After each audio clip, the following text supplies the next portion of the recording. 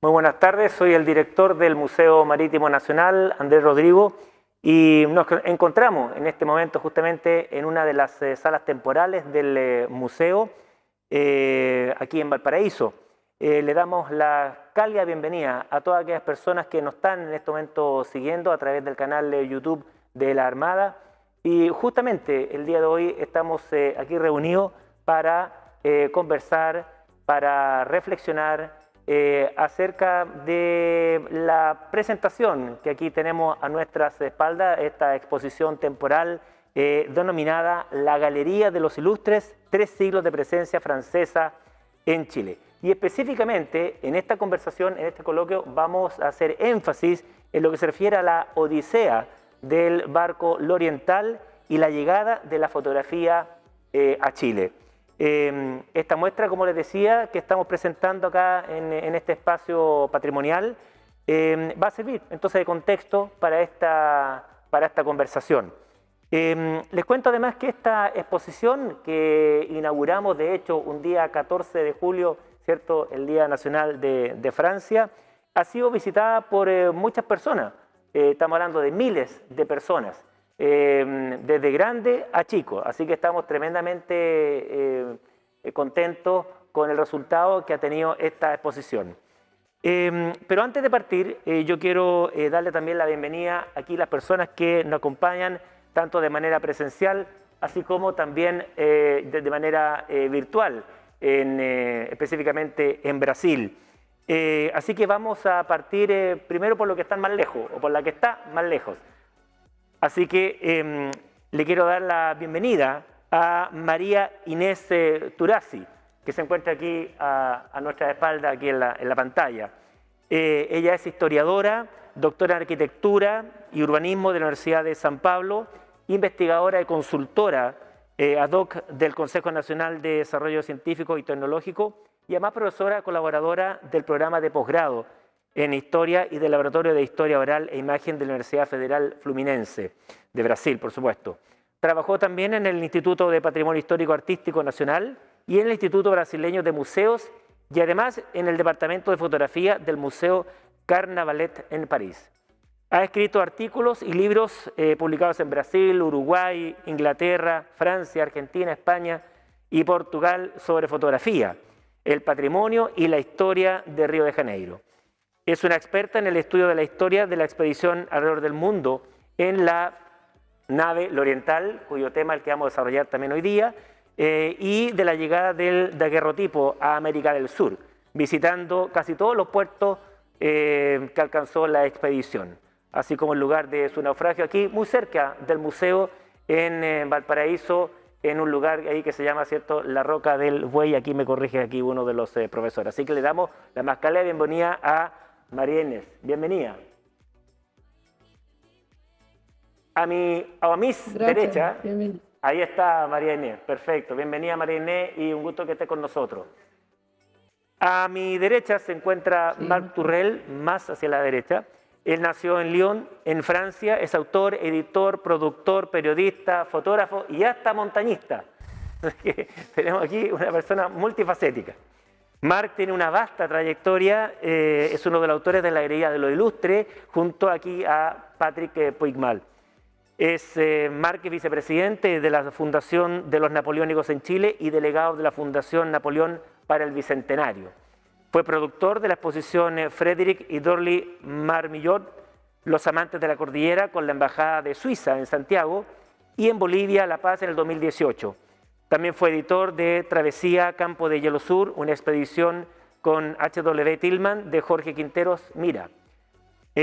Además, también otra publicación, Glaciar Echaurren, Memorias de los Andes, 1935 y 2021. Y de revista Andes Magazine desde 1999. Montañas, historias del andinismo, ecoturismo, turismo de aventura. Como decía, una persona multifacética con muchas capacidades. Marc ha sido autor de un sinnúmero de libros. También ha recibido varias distinciones, tales como por su libro Carnets des Andes en la categoría Aventura de Grand Prix Littéraire. Tú sabes que mi francés es malo. En 2016, esto fue este premio. Seleccionado en 2018 por el premio del Senado francés, además, trofeos de la presencia francesa en el extranjero. Y ha obtenido también un reconocimiento de la ciudad de Coquimbo por su labor a favor del patrimonio ahí en esa ciudad. Así que muchas gracias, Marc, por estar con nosotros y bienvenido nuevamente. También le damos la bienvenida a Patrick Puigmal, aquí inmediatamente a mi derecha. Él es investigador del Centro de Estudios del Desarrollo Regional de la Universidad de los Lagos. Patrick se ha desempeñado como corresponsal de prensa y director de radio, encargado de comunicación de instituciones públicas y gestor de instituciones culturales, llegando a Chile en 1998. Luego de haber enseñado historia, ciencias políticas, comunicación en universidades norteamericanas y mexicanas. También muchas capacidades, al parecer, de Patrick. Desde 1999 ha llevado una intensa y original investigación acerca de la influencia o las influencias militares y políticas de los militares napoleónicos en América Latina y particularmente en Chile. Estos estudios se reflejan en un sinnúmero de libros, siendo uno de los más recientes una serie de 3 volúmenes publicados entre el 2010 al 2022 por la DIVAM y el Centro de Investigación de Barros Arana de la Biblioteca Nacional, denominada Diccionario Bibliográfico de los Militares y Agentes Napoleónicos durante la independencia de América Latina.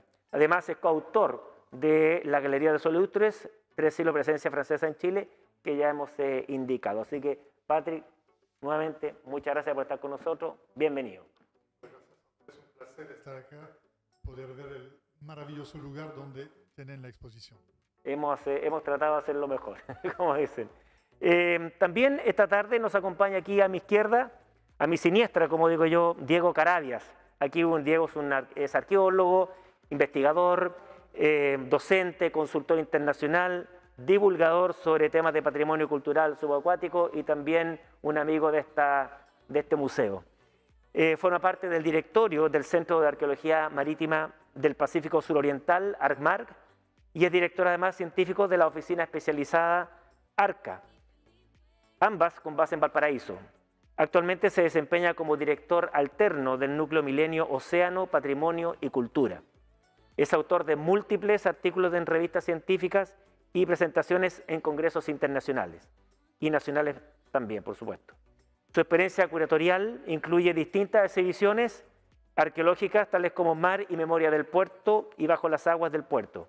Diego es buzo comercial, contratista certificado y patrón de nave menor. Además es representante permanente de la Mesa de Trabajo Intersectorial del Patrimonio Cultural Subacuático. Diego, nuevamente, muchas gracias por estar con nosotros, de participar en este interesante coloquio. Gracias. Finalmente, le damos la bienvenida a Eduardo Rivera, se encuentra aquí también a mi izquierda.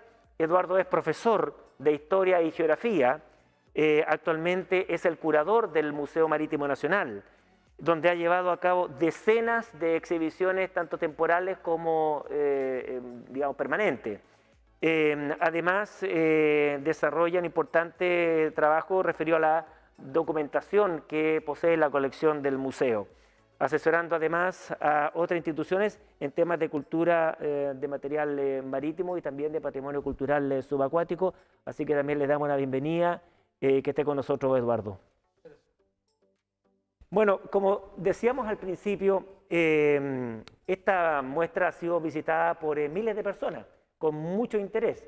Hemos tenido aquí colegios, universitarios, con muchas preguntas, entre paréntesis, que hemos tratado de abordarlas todas. Hemos conducido también varias visitas guiadas, mediadas, el profesor en particular, Eduardo Rivera. Así que un tremendo interés, pero también muchas cosas que a lo mejor, sobre todo los jóvenes, no tenían conocimiento, inclusive de la propia influencia de digamos, de Francia en la propia Armada. Por lo tanto, esta exposición para nosotros es muy importante. Por ello que quiero partir justamente con los autores de esta exposición, con Marc y con Patrick, un poco para que nos cuenten sobre este proyecto, cómo nació, su génesis. Además, se hizo un libro que se muestra ahí, está en la mesa, un libro que lleva el mismo nombre que le he indicado aquí de la galería, que entre paréntesis, voy a hacer así un paréntesis, para aquellas personas que la mejor pregunta, el mejor comentario, la mejor, qué sé yo, que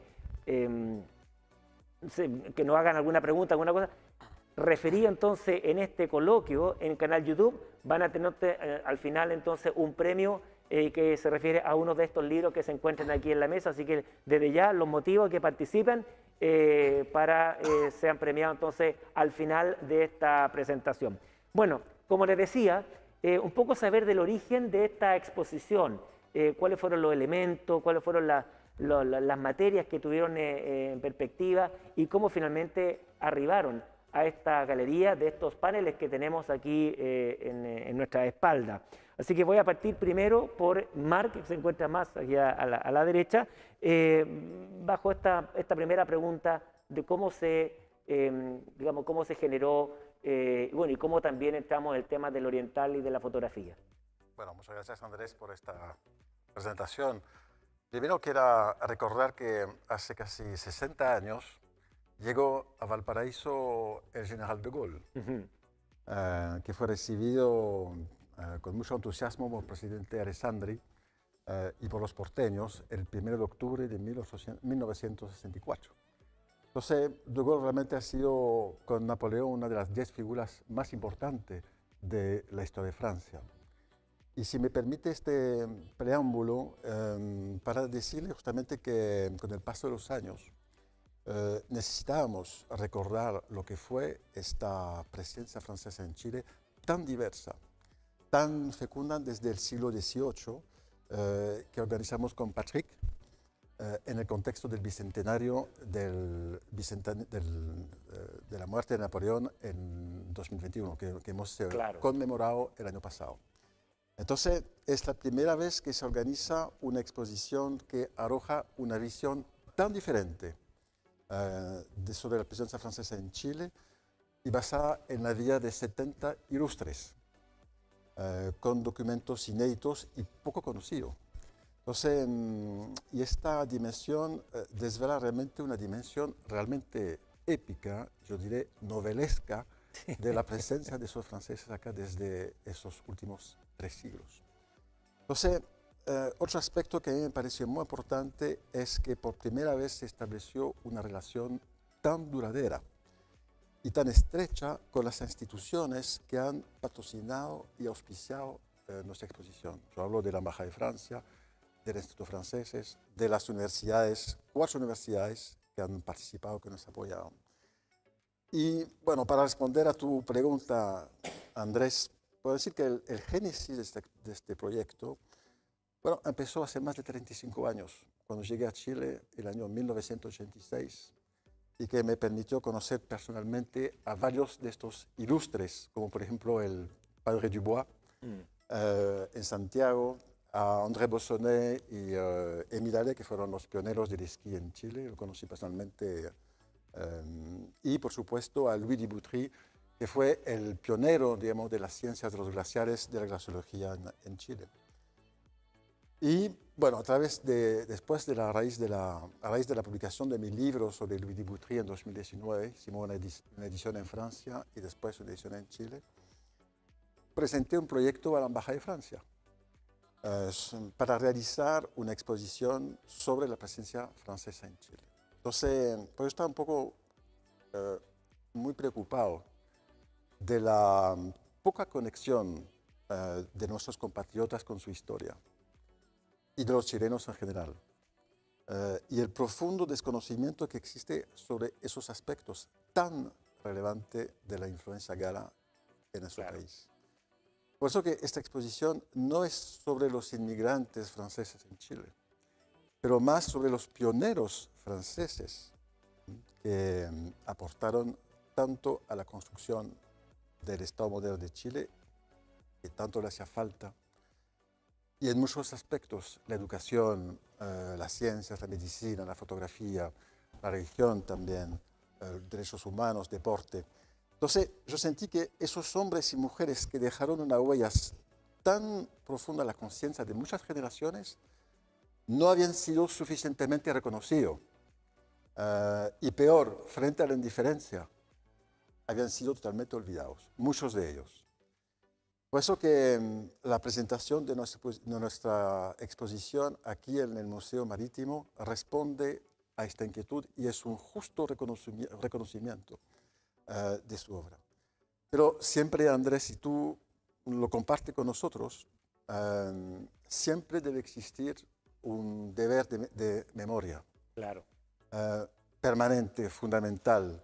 Y es lo que me llevó a conocer a Patrick en agosto de 2020, especialista de los napoleónicos, tú lo has abordado, después de haber iniciado este proyecto de la Galería de los Ilustres. Pero también la obra de Patrick sobre lo napoleónico no había sido suficientemente valorada.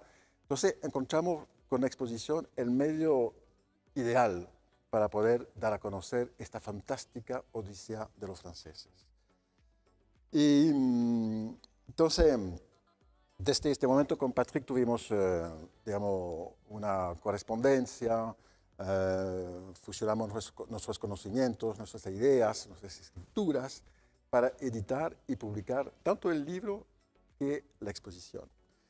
Y lo más increíble que descubrimos archivos, documentos, a raíz de este trabajo totalmente inéditos y olvidados, de manera que la preparación tanto del libro como de la exposición ha sido realmente una búsqueda permanente, un desafío en constante movimiento, parece que lo puede testimoniar después, y lleno de sorpresas y de convergencias. Entonces, pero no es solamente eso yo lo quiero también recalcar, es muy importante, no solamente las figuras de estos personajes o de estos 70 ilustres que presentamos en la exposición, pero también los lugares que están asociados a esta memoria. Por ejemplo, tenemos los vestigios del barco oriental, que vamos a conversar después, la restauración de la hacienda Polpaico, que está en Tiltil, donde se gestó la independencia de Chile en 1780 con la conspiración de los Antonios.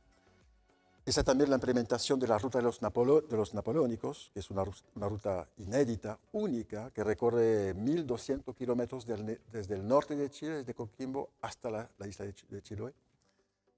Y entonces, esos aspectos, estas temáticas, la hemos descubierto y la hemos desarrollado a través de la exposición de la Galería de los Ilustres. Y lo podemos decir, Patrick puede concordar conmigo, y lo podemos decir ahora, que realmente es un éxito. Un éxito porque estamos muy contentos por la acogida que ha tenido nuestra exposición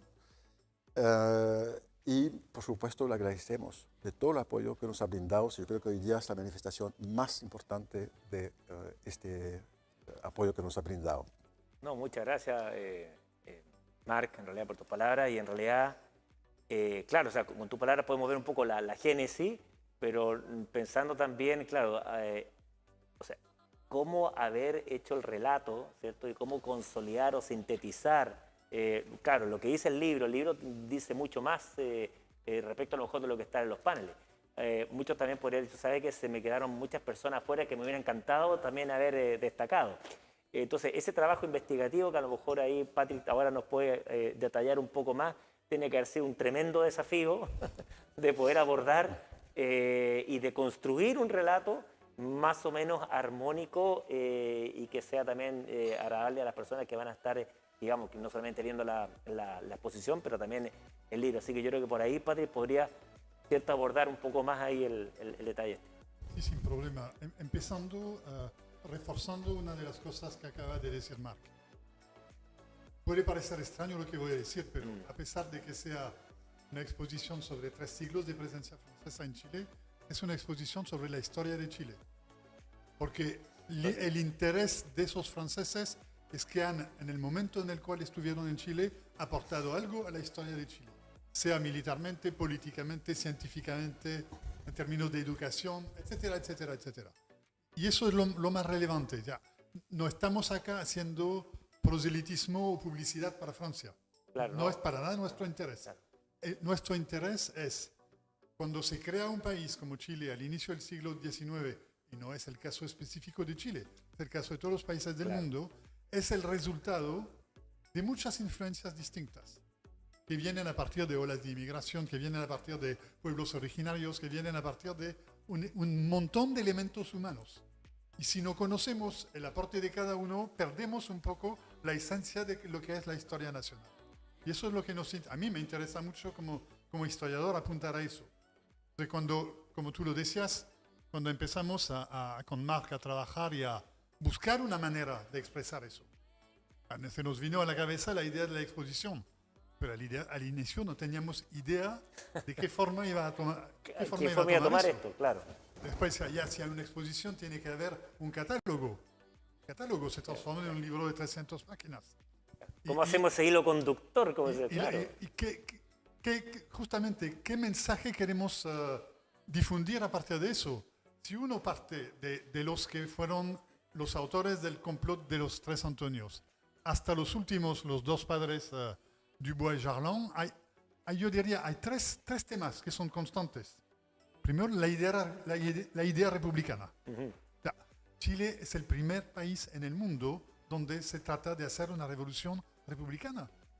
10 años antes de la Revolución Francesa, 14 antes de la independencia norteamericana.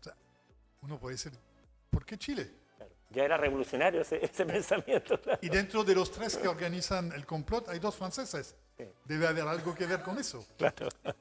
Entonces, primero esta idea republicana. Y todos esos personajes, en un momento, son y se consideran como actores de la creación de una república. Evidentemente adaptada al momento en el cual están. La segunda idea, que tiene que ver con la idea de república, el respeto a los derechos humanos. Y eso podemos ver militares, podemos ver arqueólogos, podemos ver curas, científicos, que cuando están en Chile tratan en un momento de proteger un grupo que ha sido perseguido o proteger un pueblo indígena, como el arqueólogo, no me acuerdo el nombre exactamente. Entonces, y eso es una constante. Y la tercera, no hay república, no hay respeto a los derechos humanos si no hay educación. Entonces vemos muchos de esos personajes, todos los que llegan a partir de los años 1830, van a ser profesores de la primera Universidad de Chile en 1841, creada por un venezolano, Andrés Bello. El cuerpo docente de la Universidad de Chile en 41, casi el 50% son franceses. ¿Y qué hacen ellos? Bueno, desarrollan lo que ellos conocen, es decir, una educación en la época relativamente moderna, liberal. Lo que significa también para muchos de esos personajes una serie de problemas con los gobiernos de turno. Yo creo. Porque no todos los gobiernos son liberales. Los que conocen un poco la historia de Chile saben que hay muchos más gobiernos conservadores que liberales. Entonces, esos personajes, desde los militares napoleónicos hasta los científicos, van a pasar algunos momentos desagradables. Militares van a perder su grado, van a estar exiliados, van a tener que esperar 20, 30 años antes de poder volver, porque en este momento el gobierno no está afín a sus ideas, o sus ideas no están afines al gobierno. Entonces, pero eso estamos hablando de historia nacional, de cómo se crea un país, cómo evoluciona el país, a partir de qué elementos se construye una identidad, que es evidentemente una identidad extremadamente plural. Entonces, y para terminar, seleccionar esos personajes ha sido muy complejo. Sí, yo creo, vamos, es un tremendo porque, por desafío. ejemplo, la exposición empieza con 18 napoleónicos de los 330 que están en Chile. Claro. Y después, bueno, tenemos en el siglo XIX eso iba a decir, cientos una de cantidad profesores. Importante, profesores. Cientos de profesores, las religiosas, etcétera, etcétera. Entonces, lógicamente, hay algunos que pasaron a través. Pero es lo bueno de la exposición, porque como tú lo decías, mucha gente la viene a ver y por lo tanto dice, ay, pero mi bisabuelo, fue el que introdujo la serigrafía en Chile. Claro. No lo sabíamos. Perfecto, un día vamos a poder modernizar eso, sacar una segunda edición del volumen y eventualmente adaptarle el conocimiento a lo que hemos adquirido. En una exposición también es algo dinámico. Yo nutro la gente de lo que exponemos, pero también me nutro de lo que me pueden aportar como información.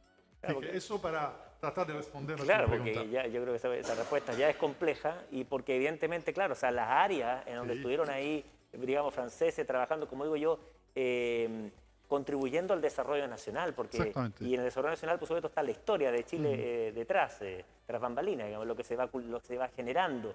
Y claro, está el tema, por supuesto, de la educación, de la formación militar, hablamos de los uniformes, hablamos inclusive no solamente de los uniformes, hablamos también de la, digamos, de la de la elaboración inclusive de la ropa, de ese tipo de cosas. Y de cosas que son todavía temas de debate. Claro. Lozier, cuando lo nombran director del primer Instituto Nacional en 25 o 26, él propone educación gratuita abierta a las mujeres. Claro, o sea, eso era una muy no lo tenemos todavía hoy. En No lo tenemos todavía 200 años después. Claro. Entonces hubo mucho de eso, yo creo, y también nos pasó que con personas que han venido aquí a la presentación y, digamos, a la muestra, y claro, y se parten preguntando, bueno, yo soy también descendiente francés y mi bisabuelo, tatarabuelo, que se yo trabajaba en esto y pareciera ser que aquí no lo veo, entonces, y un poco por ahí iba la pregunta también. Sí.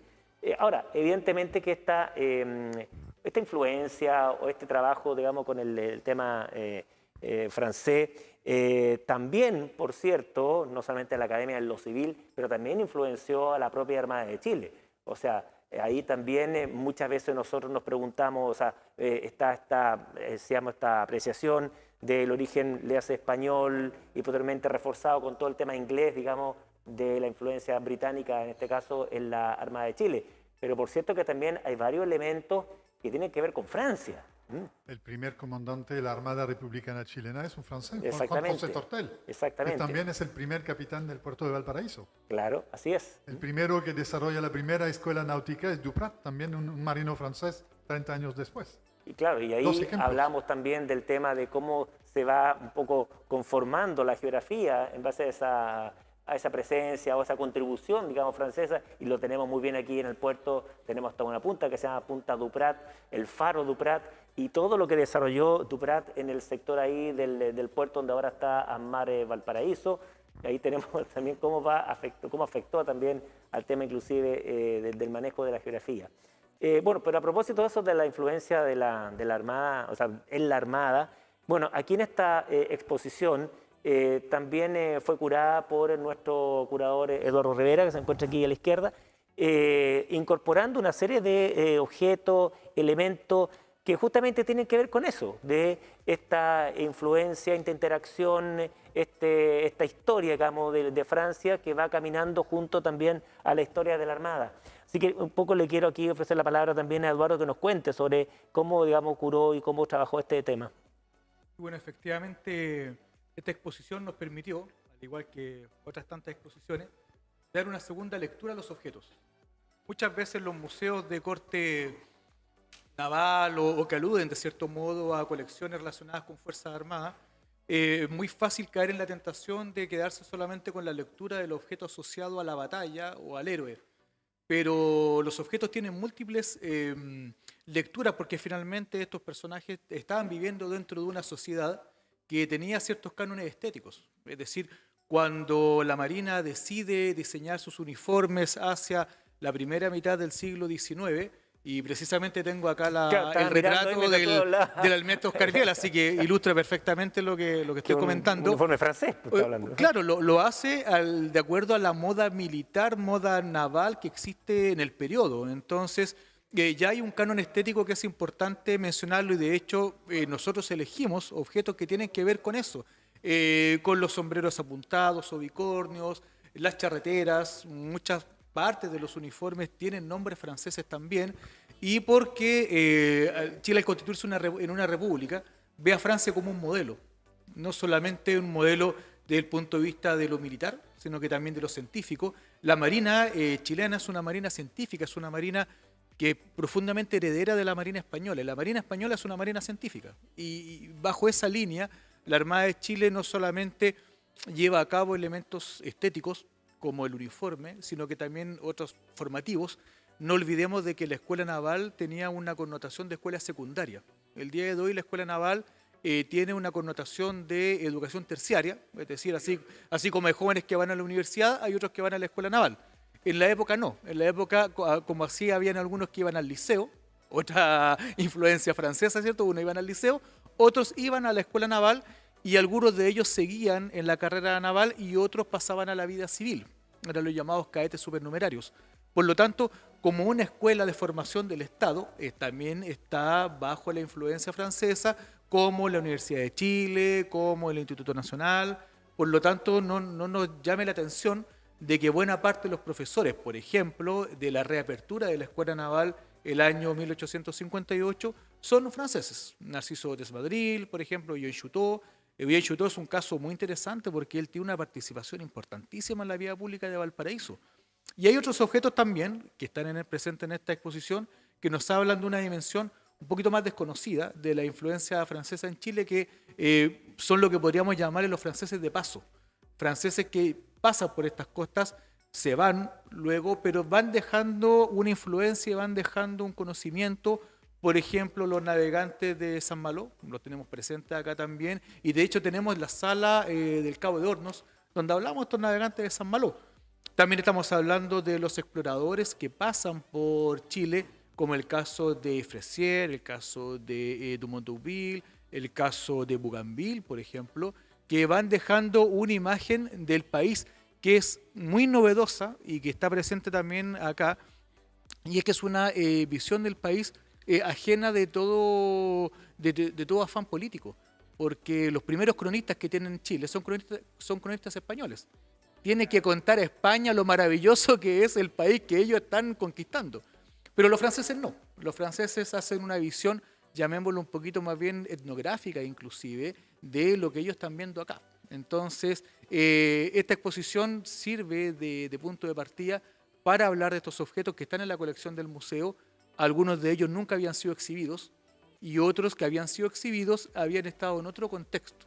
En el contexto, por ejemplo, de lo bélico, en el contexto de lo biográfico, pero aquí tienen una segunda lectura y que tiene que ver con la Marina como una institución científica, militar, que hereda y que está alineada un poco con el cánones estéticos, profesionales, que están en boga en ese momento en la Marina francesa. Es una influencia desconocida, pero no menor en la historia de nuestra Marina, sobre todo en el siglo XIX. Sí, bien interesante porque aquí, de hecho, aquí han venido oficiales, digamos, de Marina a visitar, digamos, la muestra, y bueno, muchos de ellos han llevado varias impresiones, entre paréntesis, porque como que no es tan conocido, inclusive al mismo interior de la Armada, esta influencia, y que lo han aprendido no solamente a través de los paneles, sino que también a través de estos objetos donde le estamos mostrando, por ejemplo, el mismo uniforme que habíamos visto ahí, digamos, de la presencia o de la influencia en el sentido francesa.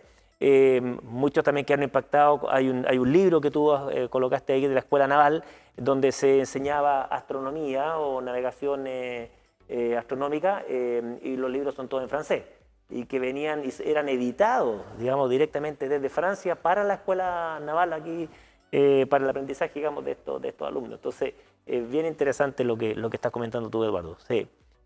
Bueno, ahora, también habíamos indicado anteriormente, dentro del contexto, ¿cierto?, de la educación, y aquí me quiero también retrotraer a lo que hablabas tú también, Bart, respecto del oriental, donde sabemos, y yo creo que después a lo mejor María Inés nos va a indicar con mayor detenimiento, también era un buque del tipo buque escuela, ¿ya?, donde ahí habían también alumnos de Bélgica. Así que yo creo que también ahí, lo que hablabas tú también, Patrick, es el tema de la educación importante, influencia, más que influencia, porque como he visto este intercambio y que va caminando a la par con la historia de los países. Y en ese sentido, habíamos hablado, ¿cierto?, del oriental. Quiero preguntarle a María Inés, que no sé si la tenemos en línea, entiendo, parece que está por ahí. ¿No fue María Inés o está por ahí? ¿Se cayó? Bueno, mientras nos conectamos con esta es la gracia del sí. Podríamos, antes de pasar a Diego, un poco que no sé si Marc nos podría, ¿cierto?, ilustrar esta parte que a lo mejor sí. Referido al oriental, por qué estaba este buque acá o este navío, cómo entra entonces el tema de la fotografía en Chile. Mira, lo apasionante de este tema de investigación es su aspecto universal. Sí. Porque representa la invención de la fotografía a través del daguerrotipo. Una invención que fue divulgada en febrero y agosto de 1839 por el gobierno francés de la época. y que quería hacer de esta nueva tecnología un arte al alcance de todos. Es decir, eso es lo que estábamos conversando, la educación tiene que ser gratuita, universal. Entonces, este concepto que la educación sea como un faro representa la misma oportunidad y el mismo pensamiento para el gobierno de esta época. Quería que la fotografía pues, fuera más universal. Más universal. Claro, ahí tenemos a María Inés, parece. Exactamente. Sí. Entonces, antes de que empezar, María, solamente para contextualizar cómo llegamos a Diego y cómo llegamos a María Inés, que me parece muy importante este tema, porque poco se sabía de la Odisea, un poco de este buque escuela franco-belga al oriental, y de su naufragio, porque, bueno, como sabemos, yace en el fondo de la vía de Valparaíso desde junio de 1840, y una historia realmente extraordinaria que quedó olvidada por mucho tiempo, tanto en los anales de la Marina francesa como de la chilena. Claro. Entonces, es en 2020 que empecé a investigar sobre el tema del oriental, justamente cuando partimos con la exposición. Y fue casi como un signo del destino, 180 años preciso después del naufragio, que el oriental había naufragado. Entonces, se pudo armar un poco este puzzle con los actores de esta increíble novela de aventura que hoy día están acá con nosotros. Y dos personas habían explorado el tema del oriental, pero por separado y sin conocerse. Estaba María Inés, sí, ¿no es cierto?, esta brasileña que dedicó toda su vida al tema del oriental, y estaba el cineasta Teo Díaz, claro, que él había, digamos, dedicado un capítulo de la historia oriental en su serie Naufragios. De hecho, estuvo a punto de venir, así que le mandamos un saludo aquí a Teo Díaz, porque lamentablemente no pudo hacer los cambios de agenda que tenía que hacer, pero él está muy entusiasmado de también acompañarnos, inclusive presencialmente aquí. Entonces, imagínate, habían dos trabajos distintos que se estaban implementando, y a raíz del contacto con Teo, fue justamente en el 2020, me puse en contacto con Diego, que aparece en el documental de Teo, la parte justamente submarina, y los cuatro con María Inés, con Diego, con Teo y yo, por fin reunidos, quisimos lanzar de nuevo el tema del oriental en Chile. Claro. Entonces, por eso que le diré que eso fue uno de los aspectos más fuerte y simbólico de esta temática dentro de la exposición de la Galería de los Ilustres. Así que, por ejemplo, cuando empezamos a investigar sobre el oriental, logramos aportar más documentos nuevos, que no había sido todavía presentado. Por ejemplo, una bitácora de viaje con 25 dibujos, escrito por uno de los tripulantes del oriental, que era René de Fodoas, que fue subastada en París hace un par de años. Entonces estamos todavía buscando o siguiendo las huellas del dueño para ver si podemos hallar o si nos puede prestar, digamos, esta bitácora, porque es el único registro visual que tenemos del oriental. No hay ninguna otra fotografía, no hay ningún otro dibujo que esta bitácora de viaje, que pertenece a un coleccionista a alguna parte en Francia. Sí, me tocó ver unos dibujos ahí del oriental, parece que están celebrando la pasada del Ecuador, me da la impresión. Entonces, los dibujos que presentamos justamente fueron extraídos del catálogo de venta de Christie, o que logramos ubicar en esos años. O sea, realmente fue una muy importante. Así que hay varias historias también, eso María Inés nos va a precisar, que se entretejen también en la historia del oriental. Están las relaciones económicas de la época, la política de Francia en América del Sur y en el Pacífico, en Nueva Zelanda, en Tahití, la rivalidad entre Francia e Inglaterra, la amistad franco-portuguesa y franco-brasileña, y la historia del capitán Lucas, que es el capitán del barco, cuyas actitudes y decisiones se convirtieron en uno de los misterios más grandes y controvertidos de la Marina francesa. Yo tengo que decirlo.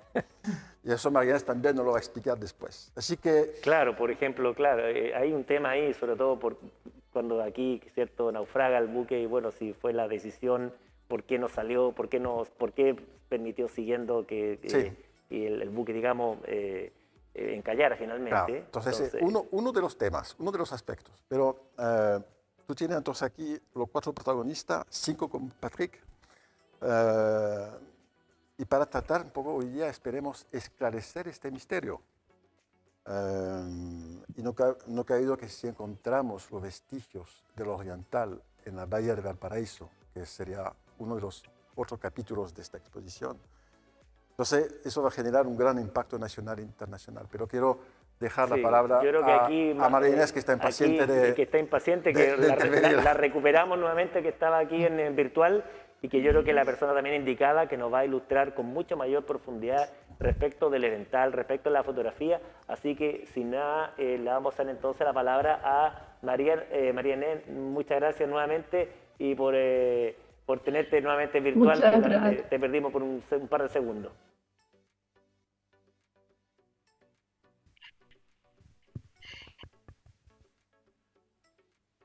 Dale, María Inés, no te preocupes.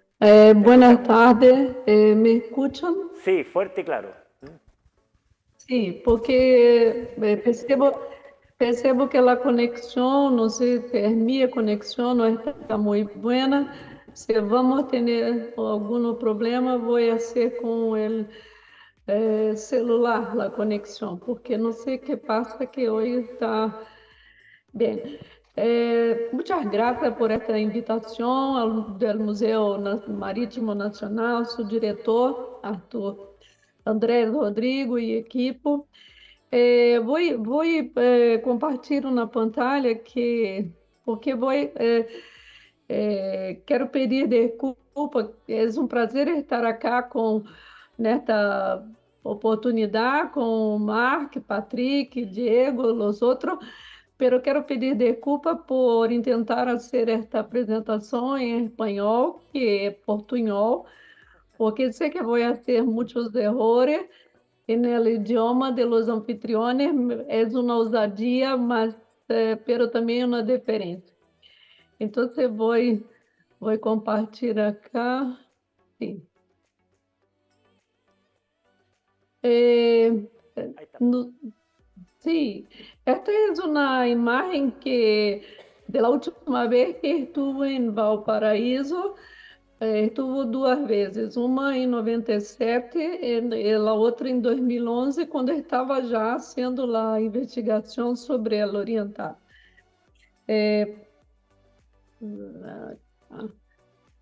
Un momento. El tema del viaje del Oriental entre los años 39 y 40, para mí es un grande honor que él esteja que ha habido esta coincidencia con los proyectos de Mark y de Patrick, que él esteja acá en esta conversación. Esta é uma célebre expedição, pouco conhecida de fato. Foi uma expedição ao redor do mundo concebida como o primeiro buque escuela para a Marina Mercante francesa e belga. Uma circunnavegação e não simplesmente viaje marítimo. Que uma circunnavegação que, em verdade, não completou sua volta ao mundo, puesto que terminou seus dias com um polêmico naufrágio em águas chilenas, a sospecha sobre a conduta do comandante e o olvido de todo o empreendimento em los anales marítimos do século XIX, como já comentou Mark. No obstante, esta expedição foi responsável por a chegada à América do Sul do primeiro processo fotográfico comercial, el daguerrótipo. A princípio, hidrográfico, como vem acá em la parte superior desta propaganda, era o nome dado à la expedição para ressaltar sua natureza científica. Pero Oriental foi o nome do veleiro que já servia à navegação comercial, finalmente usada no viaje. Por isso, eu utilizo o nome Oriental Hidrográfico para para contar esta história em toda sua amplitude e complexidade. E porque em Bélgica, em los periódicos, ela é referida como hidrográfica, e na América do Sul como oriental. Então, para não hacer confusão, eu uso os dois. El oriental hidrográfico foi imaginado como uma escola flotante e esta expressão, que era nova, foi criada por el capitão Lucas, idealizador do empreendimento, precisamente para ressaltar a inspiração pedagógica do viaje e sua importância para a expansão comercial e marítima. Aqui tem a ruta, que era a ruta prevista em azul, como as outras de circunnavegação, e a ruta efetivamente realizada por El Oriental. Ela se destinava a formar jovens aprendizes para os puestos de mando de las marinas mercantes de França e Bélgica. O interessante é que a maioria deles, pertencentes à primeira família, como se falava na época destes países, eram condes, marqueses, barones ou hijos de altos funcionários. Para inscrevê-los em El Viaje, os padres firmaram contratos com el capitão, haciendo importes significativos. E a preparação del viaje levou, como habitual, quase 2 anos e contou com o apoio de las principais autoridades, ministros e deputados de ambos os países, ministro do Exterior e da Marina, comandantes navales e o rei Leopoldo I em persona, o rei de Bélgica.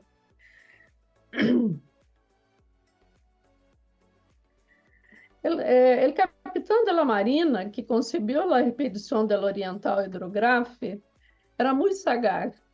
E Lucas contratou a periódicos franceses e belgas para publicitar o empreendimento e informar as famílias e o público em geral de todo o que se relacionava com a expedição. Deste modo, o viaje chegou a uma ampla audiência em cidades europeias e latino-americanas, desde a partida até seu naufrágio. Ele tinha a expectativa de atrair para si as glórias otorgadas aos célebres marinos que lhe precederam em los viajes de circunnavegação. Ele se preocupava com a modernização da marina e escreveu livros como este que está em la pantalla. El Mercúrio de Valparaíso foi um dos periódicos que trazia muitas notícias sobre a daguerreotipia, sobre a expedição antes da chegada do Oriental. Ademais de ampliar o intercâmbio de informações sobre diversos temas, os periódicos criaram um inédito espaço público para as novidades técnicas e científicas da época. E o Oriental levava a bordo, entre outras inovações, o invento del momento, celebrado por la prensa de todo el mundo, que era o daguerreótipo. Outra novidade era a cozina destilatória. Não sei se o Museu Marítimo tem algum exemplar deste tipo de equipo, que é um equipo para haver água potável em los viajes de longa duração. E isso era uma novidade que poucos navios da Marina francesa haviam, o Oriental lo tinha. E trazia também o daguerreótipo. Aqui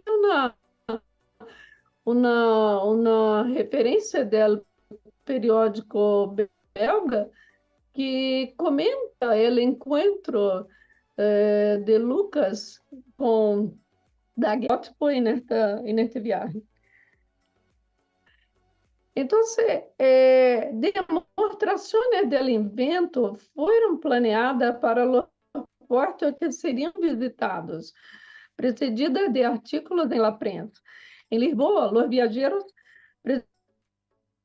apresentaram a novidade, os monarcas, desafortunada, não tuvo êxito, como escreveu o embaixador francês a seu ministro. Outros intentos com a equipe foram realizados na costa de Senegal e nas Ilhas Canárias antes de cruzar o Atlântico. Na América do Sul, as experiências com o daguerreótipo finalmente foram exitosas. As demonstrações em Rio de Janeiro e Buenos Aires, presenciadas também por pessoas notáveis e muito celebradas por la prensa, promoveram a introdução comercial da daguerreotipia em estes países, pouco depois. Em Chile também, os primeiros daguerreotipistas começam a fazer seu trabalho pouco depois da chegada de oriental, quando o invento se torna conhecido. Havia muitas matérias depois da partida do buque. O naufrágio, aqui é a imagem do daguerreótipo de Luiz Conte, o capelão da expedição, e anos depois foi reproduzido por um grande fotógrafo brasileiro, Mark Ferrez, com um negativo de vidro, porque o daguerreótipo mesmo, que existe ainda, está muito mal conservado. Esta imagem reproduz e tem uma qualidade excepcional.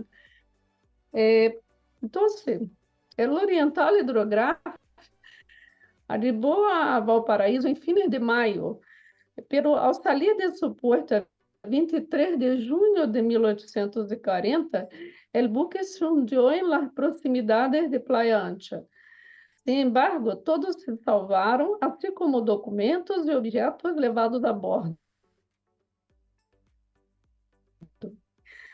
Incluso a câmara vendida posteriormente por el capitão ao chegar à Austrália. As circunstâncias do naufrágio estão descritas por vários personagens desta história. O capitão, o passageiro belga, passageiro belga, o cônsul francês, jovens aprendizes, la prensa. Assim que, para concluir, porque não tenho tempo de entrar em mais detalhes, quisera só subrayar o argumento de que a iniciativa de introduzir a fotografia ao redor do mundo e as demonstrações realizadas em estes puertos visitados por El Oriental deveriam haver otorgado a esta expedição um lugar destacado na história do século XIX. A presença do daguerreótipo a bordo tinha sua razão de ser em la concepção de arte ao alcance de todos, em um contexto de cambios estruturais em la cultura visual e la economia mundial. O simbolismo desta ideia e a decisão de levá-la a cabo nesse viagem é um capítulo singular da história da fotografia e das expedições do século XIX. Pero a memória e o ouvido são construções muito inventivas. Aqui uma foto de minha modesta expedição personal para conhecer o lugar ou as proximidades do lugar do naufrágio. Não vou ter muito tempo para explicar as consequências deste naufrágio e o fim da expedição, mas em minha investigação, a conclusão que tenho é que, desde o princípio, esta expedição teve uma propaganda ambígua, porque a missão política e comercial da Escuela Flotante se apresentava como uma empresa oficial. Aqui são duas. Esta que a bordo do Oriental, que falava Marc, que ele descobriu esta imagem, e a outra de um célebre pintor francês. Se hacen aqui duas imagens bem conflitantes de uma situação muito harmoniosa, calma, e a outra com uma completa confusão a bordo. Este foi o problema do Oriental. Desde que cruzaram o Atlântico, os aprendizes desobedeciam as ordens de los oficiais e não realizavam as tarefas menores. Houve duelos a bordo, chegando ao Brasil várias deserções de jovens e de professores. E então, trastornada por esses atos de indisciplina, uma questão muito importante para a Marina, a expedição foi duramente criticada no meio naval e diplomático. E, por lo tanto, foi declarada, na época, um autêntico desastre para a imagem das famílias aristocráticas, assim como para as forças navais de França e Bélgica. Considerada desonrosa e polêmica sobre este aspecto, e sobretudo ante a suspeita de que o naufrágio foi provocado por el capitão Lucas, a história do Oriental Hidrográfico quedou olvidada na Europa durante mais de um siglo. E como historiadora latino-americana me senti muito inspirada a resgatar esta história. Assim que espero que esta breve apresentação inspire também outras investigações, a possibilidade de um filme, outra coisa que vamos fazer sobre a fotografia, sobre a oriental em nosso continente. Incluso em uma investigação mais precisa que me gostaria muito de conhecer sobre esta reprodução que encontrei em las paredes do Museu Marítimo em 2011 e que não consigo encontrar muitas informações. E mais informações sobre esta investigação se pode ter no livro que publiquei por el Centro de Fotografia de Montevideo em 2011, com edições impressas, mas também online, que está aqui, e se pode ler gratuitamente. Então, muitas graças por poder fazer esta brevíssima apresentação de uma investigação tão larga. Espero que haya sido bien comprendida. Muchas gracias, María Inés. En realidad, creo que resumir todos estos años de investigación en un par de minutos aquí en este coloquio, creo que ya es no solamente un tremendo desafío, sino que un tremendo logro. Y con esta presentación, claro, ya nos queda bastante con mayor conocimiento de qué se trataba esta expedición que estaba haciendo esta embarcación. Y claro, pareciera ser que hay una serie todavía de interrogantes que nos deja el varamiento de este buque. ¿Qué es lo que había detrás de esta, digamos, de esta maniobra y que pareciera ser que habría que descubrir? También la relación del capitán de lo que estaba pasando dentro de la misma dotación también son elementos, pareciera ser bastante interesantes de seguir investigando. Así que te agradezco, María Inés, el trabajo. Sé que ha sido muy arduo. Yo creo que le costó así tanto como a Patrick el haber desarrollado en una sola galería una tremenda investigación y también comentar en breves minutos respecto de cómo llegó a esta exposición. Lo mismo para ti, María Inés, en pocos minutos haber abordado tanta investigación y tanto trabajo referido a l'Oriental Hydrographie, ¿cierto? Por ahí parece que va. Y por supuesto también el comienzo o el conocimiento en Chile a propósito de la fotografía. Así que muchas gracias, María Inés. Ahora también, lo dije en un principio, aquí se han incorporado una serie de objetos que tienen que ver, digamos, para ir también contribuyendo a la exposición. Dentro de estos objetos, aquí en la muestra, tenemos unos objetos que tienen que ver con el Infatigable. Acordémonos de este buque de la Armada de Chile que se hundió producto de una explosión en 1855 y que los objetos que nosotros estamos aquí mostrando fueron algunos botones, hebillas, elementos de origen francés, justamente, del Infatigable.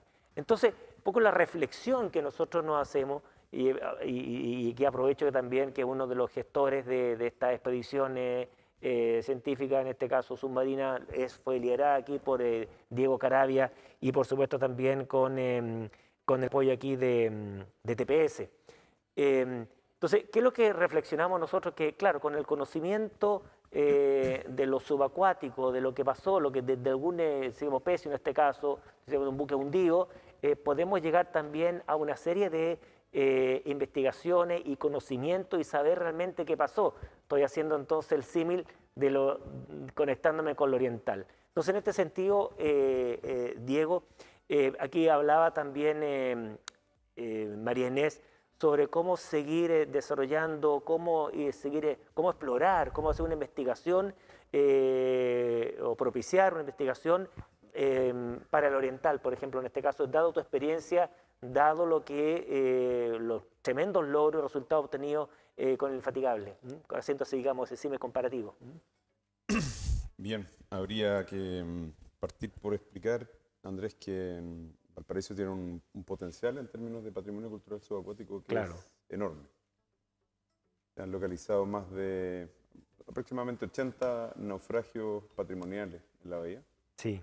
Y en particular el sector donde se hunde, o se vara más bien, la oriental, 1840, es desde ya una zona sensible porque es el acceso sur, o la salida, del puerto de Valparaíso, donde existen, como tú lo mencionaste, algunos hitos, algunos fondos, algunas rocas que en definitiva hacen que la navegación a vela en particular, en ese periodo, todavía seguía dominado la navegación por la vela, la Pacific Steam Navigation Company, que se crea para la navegación propulsada por vapor, recién se está formando en ese año. Entonces, obviamente, ese sector era complicado para buques que entraban o salían, porque obviamente ellos trataban de singlar, de navegar lo más ceñido, digamos, ahí a la costa, para no hacer estos tremendos, digamos, singladuras dentro de la bahía y que fuera... Estas patas dentro de la bahía que eran peligrosas. Eran peligrosas, era trabajoso, te demorabas mucho y obviamente eso hacía que pasaran súper pegados a la costa. Y obviamente están estos bajos que son sumamente complicados porque podías dar con ellos cuando había una visibilidad reducida. Entre otras cosas, eso gatilló que se fondearan varios sistemas de boyas, incluso boyas de silbato, por ejemplo, que eran señales auditivas, fundamentalmente para alertar, básicamente cuando tenías condiciones de visibilidad restringida, que ahí había un bajo. Y es por eso que hay varios naufragios en el mismo siglo XIX, del orden de 10 a 15 naufragios que se producen exactamente en ese mismo lugar. O sea, entre otras cosas, lo complicado de la bahía de Valparaíso no es dar con sitios de naufragio o pecios, sino que muchas veces es poder interpretar adecuadamente esos restos materiales que se encuentran en el fondo de la bahía. Claro. Porque muchas veces básicamente tienes naufragios que se sobreponen entre ellos. Se combinan esas evidencias materiales y cuesta a veces entender básicamente que se trata de tal naufragio o de tal otro. Entonces hay que realizar un proceso investigativo bastante sistemático. Y a mí me da la impresión que podríamos estar entre ese escenario si quisiéramos verificar qué es lo que pasó en ese lugar, porque ahí me da la impresión que ahí podrían haber varios, digamos, buques hundidos que están ahí como superponiéndose. Mira, de hecho hay un caso que es bastante conocido porque lo hemos investigado durante muchos años, el famoso naufragio de las Lositas. Las Lositas es una designación, digamos, vernacular, coloquial. Se conocía así porque es un pecio, es un sitio de naufragio que contaba con un cargamento de losas. Y existían las historias más, en el fondo, disparatadas de que se trataba de un barco español, colonial, de que venía de Oriente, o sea, un montón de interpretaciones. Y el año 2010 hicimos una investigación básicamente no intrusiva que determinó que era en realidad la barca alemana Potsdam, que era perteneciente a la compañía Leitz. Por ahí seguramente Marc ha hablado de bordes, por ejemplo, y tenemos al lado la sala de los Capornier. La compañía Leitz era una compañía naviera alemana que estaba especializada con unos superveleros para realizar las carreras básicamente del graneleo y en particular del salitre. Los Clipper. Exactamente. Sí. Y este barco se hunde en el contexto de la guerra civil, en el enfrentamiento entre fuerzas congresistas y balmaceístas, que se da acá, saliendo de la bahía de una manera muy similar a lo que le pasa básicamente al oriental. Entonces, efectivamente existe un riesgo por la corriente que existía ahí, sobre todo cuando no tenía en el fondo una propulsión mecánica. Básicamente cuando se producen calmas chichas, como dicen, digamos, los marinos, claro, es que la corriente te tira contra la costa. Entonces, un poco el tener una visión concluyente sobre si lo que hizo Lucas efectivamente fue intencional o no, es difícil, ¿no? O sea, claro, haberse puesto en los pantalones ahí del capitán, yo imagino que porque salió con viento y hay un momento... Muy rápido, muy a pique. Entonces, eso se levanta, obviamente, y tenemos antecedentes sin ir más lejos. La propia Infatigable, claro, hay un proceso, hay un sumario contra Williams, porque pasa a llevar justamente con la Infatigable por la Roca del Buey y básicamente la quilla golpea y se genera un daño y tuvo una inspección con los buzos de la Armada. Entonces, la verdad es que las condiciones efectivamente son riesgosas para la navegación ahí. Sí. Y, como te digo, el mejor ejemplo más elocuente es que tienes otros naufragios históricos exactamente en ese mismo sector, ya localizados. Claro, y además tenemos ahí la cercanía de la costa que eso hace que a veces las condiciones inclusive de viento sean distintas a la misma condición de la bahía un poco más afuera. O sea, la influencia de la tierra al mar. Lo que tú dices es tan así que el dato yo creo que más claro y elocuente es que el primer faro que se establece en Chile en 1837 estaba ahí, en ese sector, exactamente. Claro, por lo mismo. Bueno, o sea, no. Exactamente. Ahora, quizás con tu experiencia y dado ya que vimos cuál es el escenario que nos podíamos encontrar, quizás tu experiencia es ver, bueno, más o menos así de manera muy general, cuáles debían ser esos primeros pasos para poder abordar nuevamente una investigación, para ir trabajando sobre el oriental, por ejemplo. Sí, bueno, es interesante que justamente en el proceso de investigación que ha realizado Marc han aparecido documentos y de algún sitio potencial. Luego se hacen prospecciones geofísicas marinas, implican un poco distintas baterías de instrumentos, que en algunos casos implican sensoramiento remoto, y en otros casos hay lugares donde realmente no se puede hacer sensoramiento remoto justamente por el riesgo, porque son muy bajos, y ahí aplica básicamente operaciones de buceo. Entonces, eso es lo que pretendemos hacer en el marco de un proyecto importante que se está desarrollando, que ya lo mencionaste tú, que es el Núcleo Milenio Océano, Patrimonio y Cultura, que tiene financiamiento de la NID, la Agencia Nacional de Investigación y Desarrollo Tecnológico, y lo hemos incluido dentro, digamos, de la programación de la investigación que tenemos para la bahía de Valparaíso en los próximos años. Claro, porque también un elemento importante es el hecho de saber que en esa posición, cuáles son los precios que tenemos en una posición determinada. O sea, aquí nadie está hablando que a lo mejor, bueno, porque muchas veces las personas piensan, no, ya está, entonces vamos a sacar elementos, objetos, o sea, primero hay que partir sabiendo, bueno, dónde está, más o menos dónde debería estar. Marc, queríamos hacer una pregunta tú ahí, sí. El entusiasmo que cuando llegó el oriental en todos los puertos, desde Lisboa, después en Recife, en Brasil, en Río, imagínate el entusiasmo de las personas que llegaron, que descubrían realmente las primeras demostraciones de daguerrotipo, fue algo extraordinario. Hay que ponerse en el contexto de la época. Hasta el rey, digamos, de Brasil, el emperador de Brasil, que estuvo pero, realmente muy interesado, entusiasmado por esta demostración que se hizo.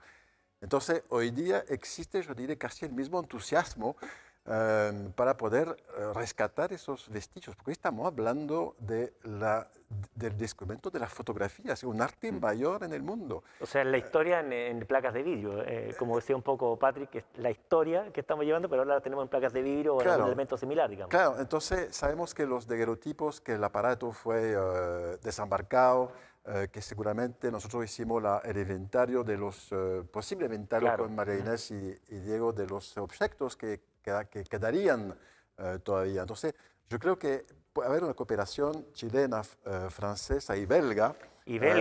Sobre justamente porque te digo, hay muchos intereses. Eso va a generar realmente conocimientos sobre una parte de nuestra historia que ha sido dentro de la más importante. Yo creo que... Bueno, el próximo año, de hecho, Marc, estamos celebrando, espero, se van a celebrar los 200 años, ¿cierto?, del cuerpo consular aquí digamos, de Valparaíso, y creo que eso a lo mejor podría ser iniciativas interesantes como para abordar este tipo de trabajo en el contexto de esta celebración. Totalmente, así que nosotros estamos decididos a apoyar desde la Embajada de Francia, de Bélgica, una cooperación para darle tal vez más, ojalá más medios, seguramente más difusión.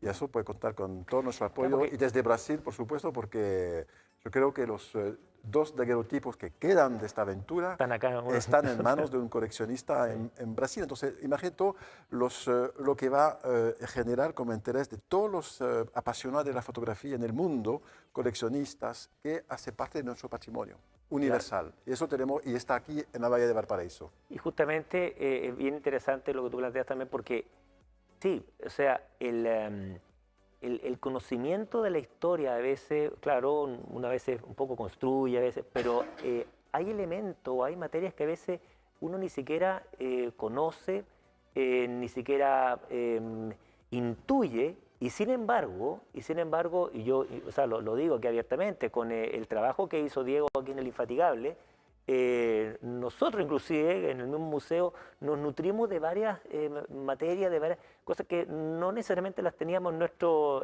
disco duro, ocupando una palabra moderna. Entonces, eso yo creo que es interesante. Entonces,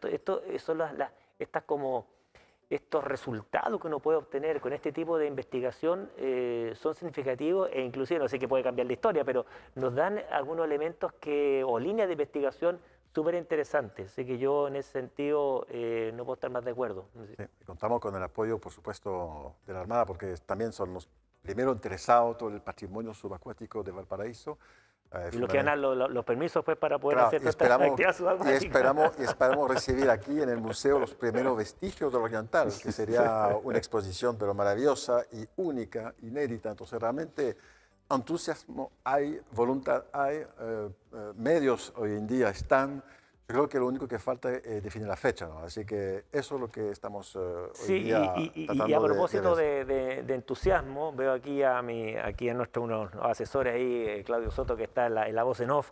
Claro, primero agradecer los comentarios, las opiniones que estamos recibiendo a través del canal de YouTube. También ciertas las buenas vibras que nos envían a través del canal. Hay una pregunta por ahí, entiendo que tú ahí tienes seleccionada, parece. Claudio, parece si nos puedes dar esa pregunta. Así es. Sí, nos envían, aprovechar también que nos envían saludos desde Arica, desde el Cerro Monja, acá en Valparaíso. Y Marta Cáceres hace la siguiente pregunta. ¿Quién fue el primer francés que pisó tierra chilena? ¿Se podrá responder?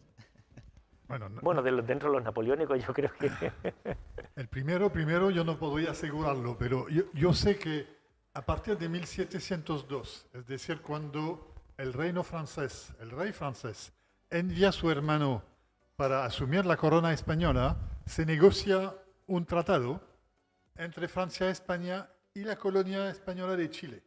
Y se permite de manera exclusiva a marinos del puerto de Saint-Malo de venir a Chile y van a fundar la ciudad de Talcahuano y el ingeniero Fresier cuando viene 10 años después se sorprende porque llega a la bahía de Talcahuano, hay 10 barcos franceses, el cura es francés, hacen pan como en Francia, la ropa que venden es ropa francesa, está realmente... Entonces, a partir de 1702 viene una ola importante, familias muy conocidas, los Subercaseaux, los Morandais, de la Moragandais, Pinochet también.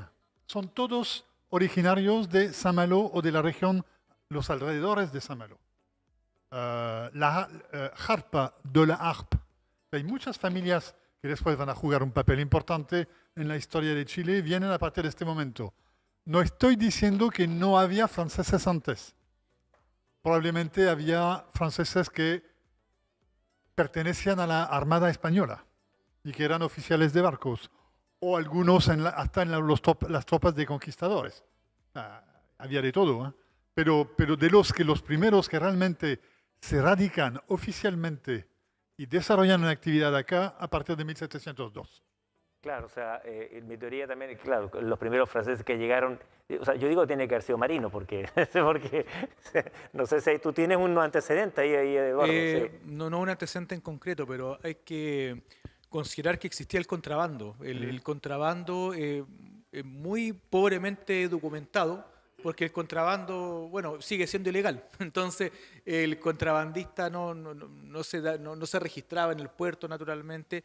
y existía un contrabando importante principalmente con objetos suntuarios. Curiosamente, los objetos dedicados principalmente a las mujeres, abanicos, telas, corsés, eran los más demandados por los contrabandistas. Hubo escándalos muy grandes, sobre todo a fines del siglo XVIII, con contrabandistas ingleses que involucraban corrupción de las autoridades españolas en Chile. Entonces, es una historia muy sabrosa y tengo la sensación que algún contrabandista, algún lobero, un foquero tuvo que haber sido... Y los contrabandistas no tenían nacionalidad. Concretamente, las tripulaciones eran una mosaica de naciones distintas, si se puede usar la palabra nación. Así es, sí. Justamente las tripulaciones eran un popurrí, como es una palabra, ¿cómo se llama? De varios lugares, reinos, naciones, qué sé yo. Así que interesante pregunta recibimos. Sí, aquí había otro elemento que yo creo que siempre destacar y así como redondeando, porque me hacen siempre a esta altura del partido me hacen señas que ya debiéramos estar terminados hace ya como unos 15 minutos atrás.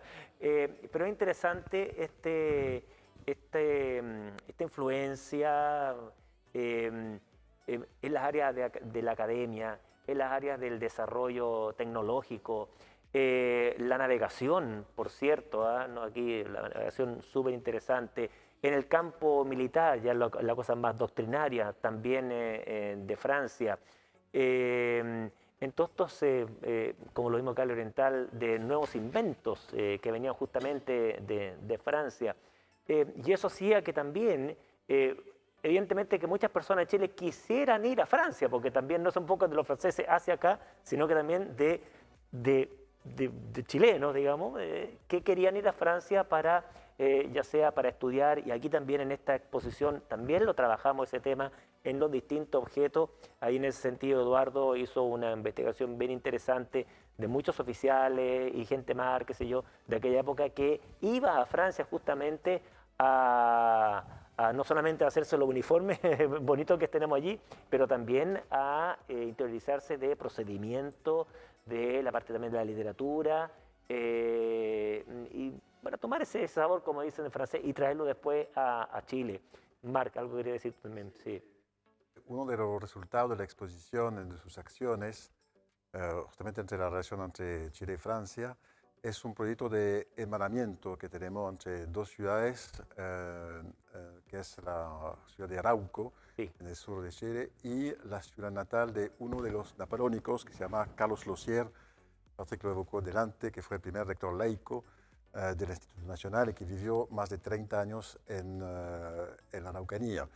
Entonces, nosotros estamos haciendo hoy en día, fomentando un proyecto educativo entre las escuelas de ambas ciudades para que justamente puedan implementar esta cooperación, ese conocimiento lingüístico, cultural.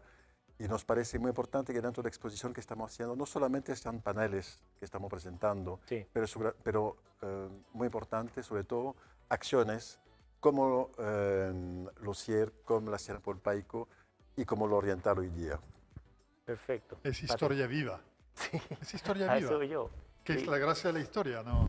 Lo estamos solamente conservando por conservar. Claro, ¿Pero qué hacemos de eso hoy? Claro. Y no solamente historia viva, sino que, bueno, en ese contexto, por supuesto, esto nos da también líneas de investigación, nuevas líneas, nuevos frentes, como diría alguien del área más castrense, nuevos frentes de investigación que es súper interesante. O sea, a partir de lo que aquí se ha investigado, también hay una serie de elementos. Y yo creo que con eso también María-Inés está de acuerdo que todavía hay mucho que todavía investigar y que hacer, sobre todo no solamente con oriental, sino el tema de la fotografía. Sí, sí, es una investigación que no termina. Tenemos muchas cosas para descubrir, para conectar de nuestras historias en América Latina, porque lo que pasa es que estas historias de los comienzos de la fotografía estaban separadas por historias locales. Y me parece que una cosa muy interesante de la investigación sobre el oriental es la conexión entre a chegada da fotografia, a chegada desta expedição, las marinas, mercantes, navales de estes países, como se conectam, porque é uma economia que está se globalizando, é uma prensa que está se conectando uma com a outra. Lá, no periódico de França são transcritos em Rio, em Montevideo, em Valparaíso. Brasil tinha o periódico brasileiro, o Jornal do Comércio, tinha já um correspondente em Montevideo, a prensa de Valparaíso transcrevia as notícias brasileiras. Então, são conexões que são muito visíveis nesta história. E tudo isso é tema para novas investigações.